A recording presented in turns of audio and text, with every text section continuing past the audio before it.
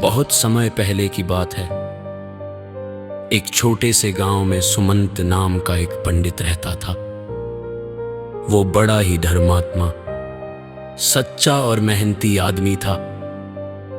उसकी पत्नी का नाम दीक्षा था, जो उसकी पूरी जिंदगी का सहारा थी। वे एक दूजे से बहुत प्यार करते थे। उनका एक प्यारा सा बेटी था, सुशीला। सुशीला बचपन से ही उसकी आंखों का तारा और सबकी प्यारी थी। एकदम सरल, आज्ञाकारी और बेहद समझदार है। पर जीवन ने कुछ ऐसा मोड़ लिया कि दीक्षा माता अचानक इस संसार से विदा हो गई। ये परिवार के लिए बहुत बड़ा सदमा था। सुमंत ने उस दुख को सहते हुए फिर दूसरी शादी कर ली, किंतु उसकी दूसरी पत्नी कर्क्षा बहुत कठोर स्वभाव की महिला थी। वो सौतेली बेटी सुशीला के साथ ठीक बोध नहीं करती थी, बल्कि उस पर जुल्म करती थी, जिससे सुशीला अक्सर दुखी रहती, लेकिन कभी अपनी ममता और संयम को नहीं छोड़ा।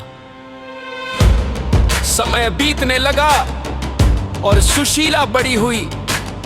सुशीला की शादी के लिए सुमंत ने एक योग्य वर की खोज शुरू की।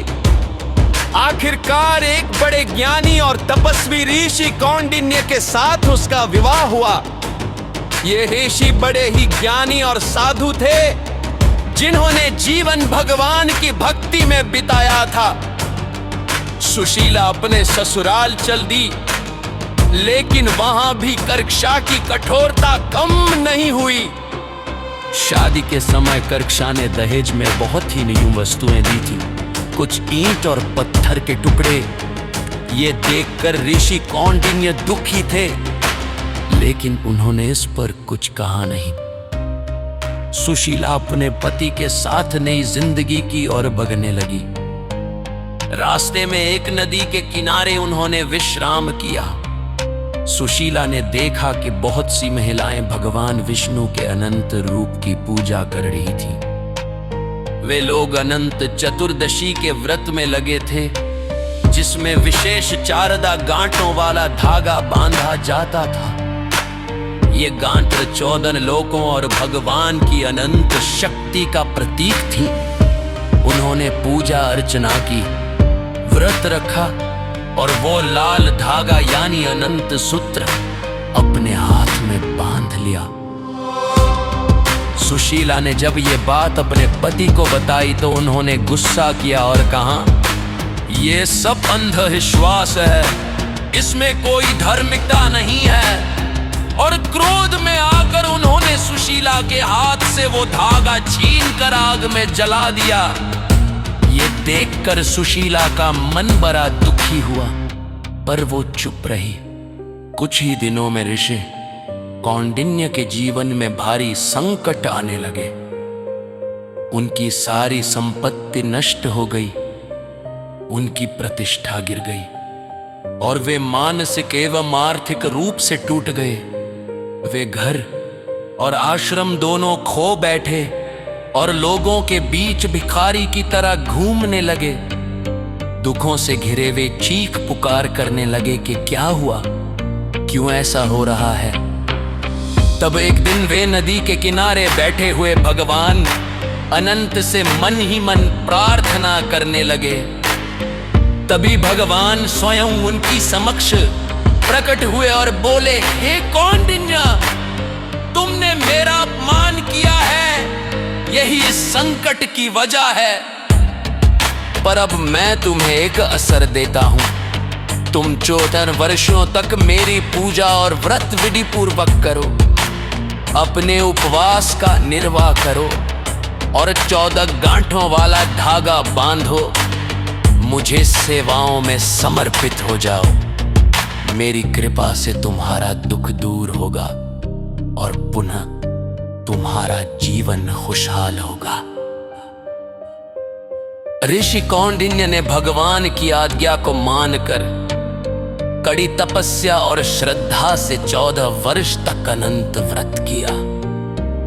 उन्होंने उपवास रखा, मन पूर्वक पूजा की और सभी नियमों का पालन किया। उस व्रत के दौरान वे संयमित और कृतज्ञ बने रहे। आखिरकार 14 वर्ष पूरे होने पर भगवान अनंत ने उनकी वैराग्य, भक्ति और श्रद्धा से प्रसन्न होकर उन्हें उनके सभी कष्टों से मुक्त किया।